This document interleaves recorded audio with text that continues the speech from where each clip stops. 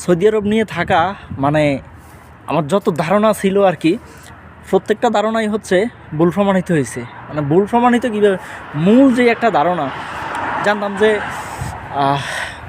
এটা মরুভূমির দেশ, অনেক ঠান্ডা, অনেক গরম পড়বে, কিন্তু কি এখানে আসার পরে দেখি যে ঠান্ডা আজকে এত পরিমাণে ঠান্ডা যে মানে ভিডিও যে করবো মোবাইলটা হাত আছে না এইভাবে কাঁপতেছে, এরকম একটা অবস্থা খারাপ। ইউরোপের থেকে কোনো অংশে কম না।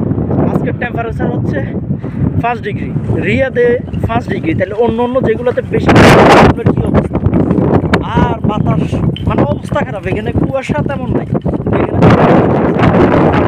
মারাত্মক লেভেলের ঠান্ডা, চিন্তাধারার কী আর করবো। আসছি কোনো মতে একটু বাইরে, দোকানে হচ্ছে মুখ মারতেছে, বসতেছে একজনে, বাইরে আসলাম, হঠাৎ মনে হলো যে আসলে আমার যে ধারণা অন্যদের, আমার পুরো ধারণাটাই, যা ধারণা ছিল সব একবার ভুল প্রমাণ হয়েছে। যাই হোক, এই আর কি, প্রচুর ঠান্ডা,